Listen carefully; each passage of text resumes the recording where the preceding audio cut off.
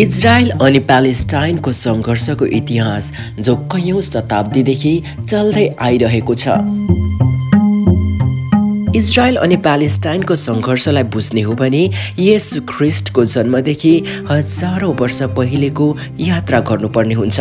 त्यति बेलाको एउटा गलती जो श्राप बन्यो अनि हजारौं वर्षदेखि यहुदीहरूको मृत्युको कारण बन्यो। यदि आज इजरायल अनि प्यालेस्टाइनको बीचमा जारी सङ्घर्षलाई बुझ्ने हो भने इतिहासका ती गल्लीहरूबाट गुज्रिनु पर्ने हुन्छ जहाँ पत्थर कम अनि लास ज्यादा छ। मानव इतिहासको सबैभन्दा घिनलाग्दो नरसंहारलाई बुझ्नु पर्ने हुन्छ, तब बल्ल हामी यसको इतिहासलाई बुझ्न सक्छौँ। इजरायल अनि प्यालेस्टाइन हजरत इब्राहिमलाई ती तीन धर्मको देवदूत मानिन्थ्यो जुन तीन धर्महरू संसारमा फैलने निश्चित थियो।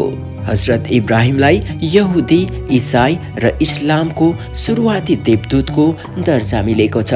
साधारण भाषामा बुझ्ने हो भने तिनै इब्राहिमको धार्मिक सिद्धान्तलाई मूसा जो यहुदीको देवदूत मानिन्थे, यस्तै ईसा जसलाई इसाईको देवदूत मानिन्छ, अनि मोहम्मद इस्लाम धर्मको देवदूत। उनीहरूले आफ्नो आफ्नो कालखण्डमा आफ्नो दृष्टिकोणको साथमा अगाडि बढाए अनि उनीहरू सबैले इब्राहिमलाई सम्मान दिए।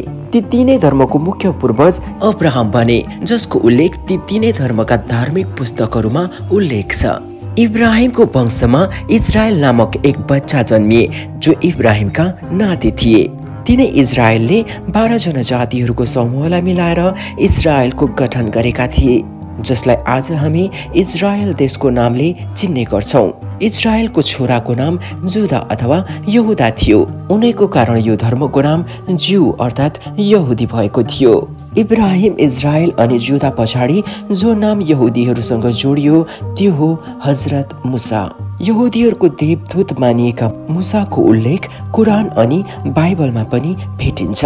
त्यसो त यहुदीहरूको कैयौं देवदूतहरू भए, तर तिनमा मुसा नै प्रमुख हुन्। यिनले नै ती नियमहरू तय गरेका थिए जसलाई अगाडि गएर यहुदीहरूले निरन्तर पछ्याएका थिए। यहुदीहरूको धार्मिक किताबलाई तौराह भनिन्छ, जसमा दुनियाँको सुरुवातदेखि वर्णन गरिएको छ अनि यसको अन्त्य मुसाको मृत्युमा गएर हुन्छ। यो मानिन्छ कि हजरत मुसाले नै इजरायलको वंशजहरूलाई मिश्रको सैकडौं साल पुरानो गुलामीबाट स्वतन्त्र गराएका थिए र उनीहरूलाई एक स्वतन्त्र जीवन दिएका थिए। अब यदि देवदूतहरूबाट तल झरेर यहुदीको इतिहासमा नजर लगाउने हो भने यसको सही अनि सटिक इतिहास ईसाभन्दा करिब 1000 वर्ष पहिले किङ डेभिडको समयमा भेटिन्छ। डेभिडलाई इस्लामहरूले दाउदको नामले सम्बोधन गर्थे। ती किङ डेभिडले युनाइटेड इजरायलमा पनि शासन गरे।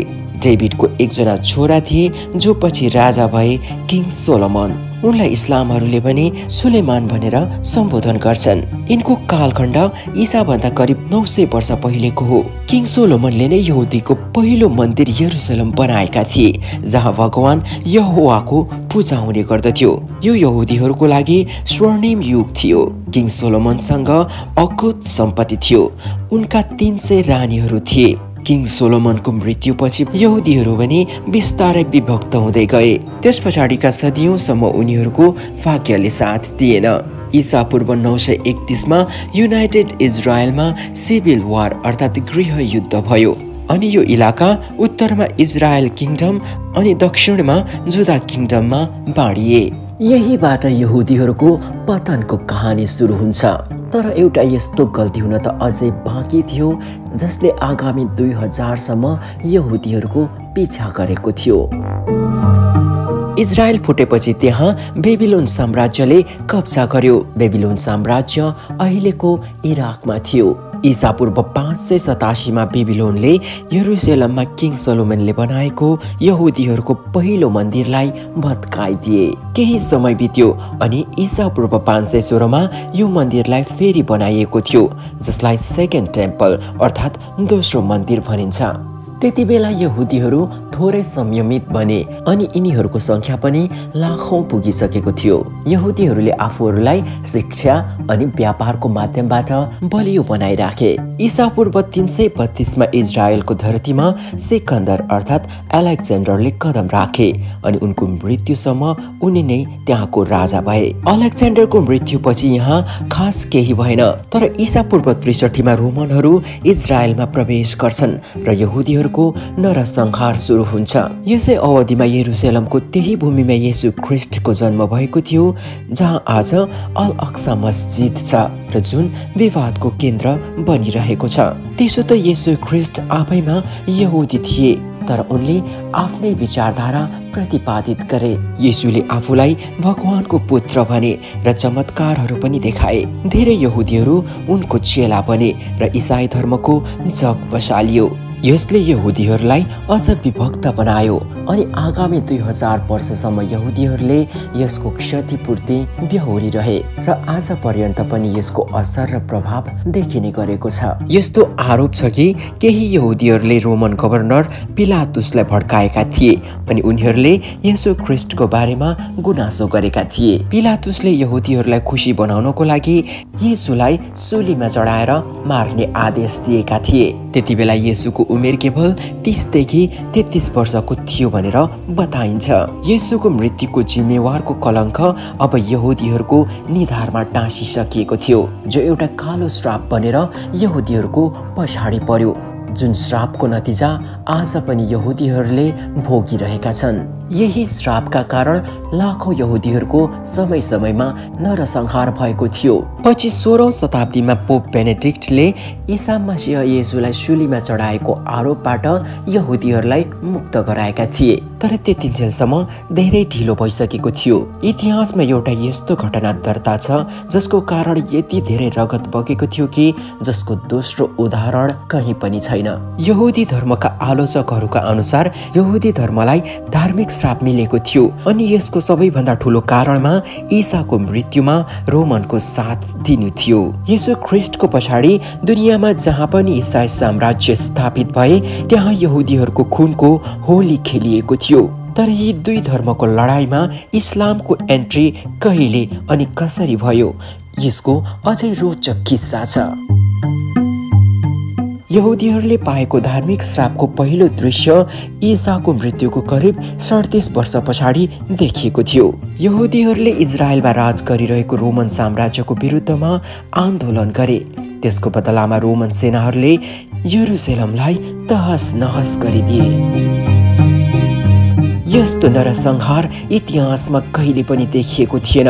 भनिन्छ कि एकै दिनमा करिब 1 लाख भन्दा बढी यहुदीहरूको हत्या गरिएको थियो अनि यहुदीहरूको सेकेन्ड टेम्पललाई पनि नामेट गरिएको थियो।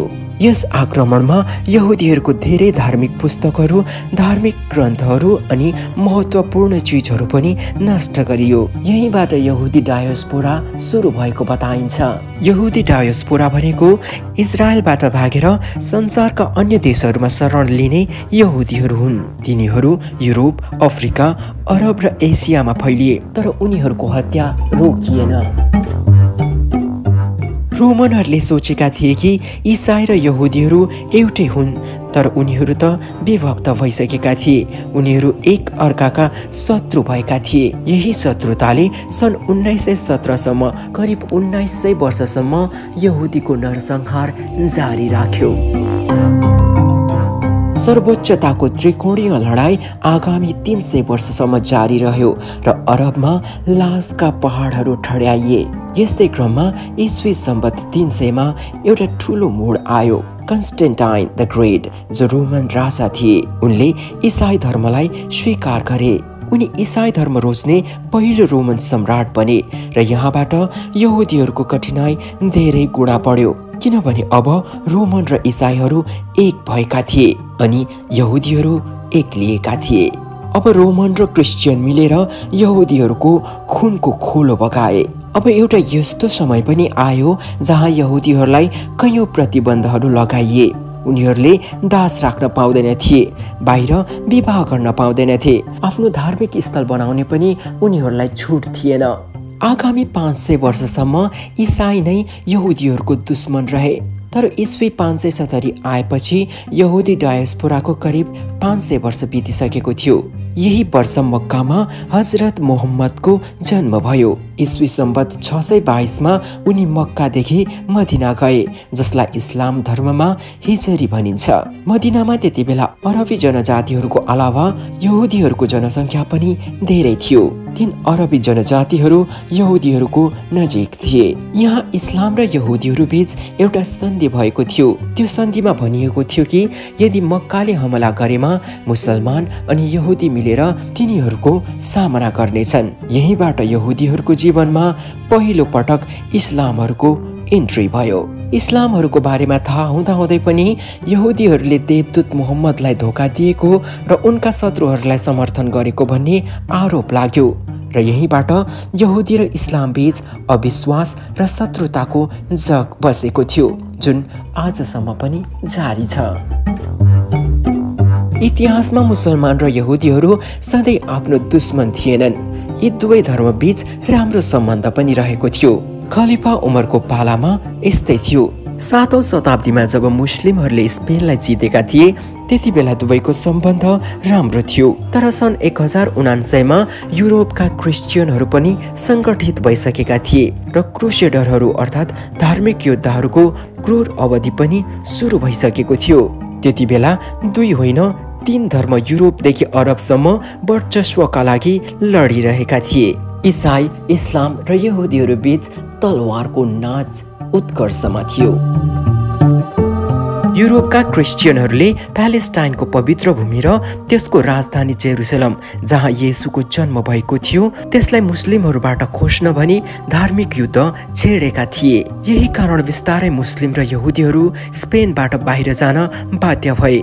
यहुदीहरू संसारका विभिन्न स्थानहरूमा फैलिए या त हजारौंको संख्यामा आफ्नो पुर्खाको भूमि इजरायल फर्के अनि बस्ती बसाउन सुरु गरे। यसको बाँकी अंश अर्को भागमा प्रस्तुत गरिनेछ।